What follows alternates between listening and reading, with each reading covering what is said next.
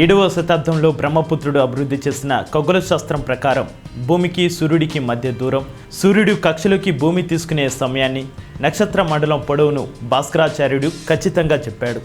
క్రీస్తు శకం 1114 సంవత్సరంలో మహారాష్ట్రలోని విజయపురం అనే గ్రామంలో జన్మించాడు భాస్కరుడు.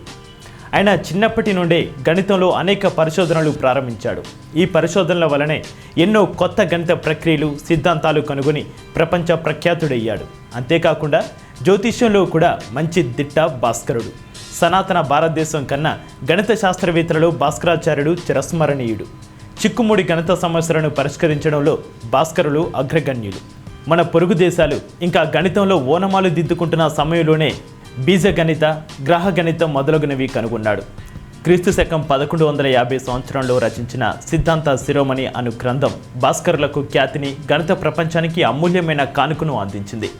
భాస్కరుడు రచించిన గ్రంథంలో 0 యొక్క ధర్మాలను, పై యొక్క విలువను, వర్గాలను, వర్గ మూలాలను, ధనాత్మక, రుణాత్మక అంకెలను, వడ్డీ లెక్కలను, సమీకరణాలను గురించి తెలియజేస్తోంది.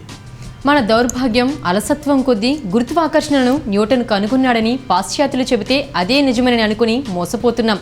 కానీ ఈ గ్రంథంలో న్యూటన్ కన్నా 500 సంవత్సరాల పూర్వమే భాస్కరుల వాక్యాలను గమనించండి.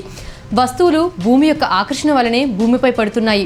కాబట్టి భూమి, గ్రహాలు, చంద్రుడు, నక్షత్రాలు, చివరికి సూర్యుడు కూడా ఈ ఆకర్షణ వలనే వాటి కక్షలో పడిపోకుండా ఉన్నాయి. వాటికి కూడా ఆకర్షణలు ఉన్నాయి. ఇంత స్పష్టంగా వీరు చెప్పినా ఇంకా మనం మన ప్రాచీన శాస్త్రవేత్తల గొప్పతనాన్ని తెలుసుకోలేకపోతున్నాము.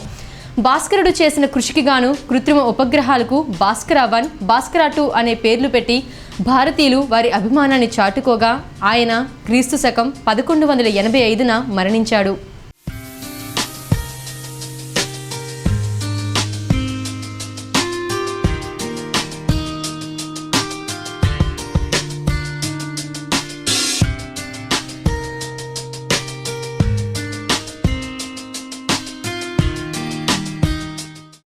Watch, share and subscribe to CBC9.News.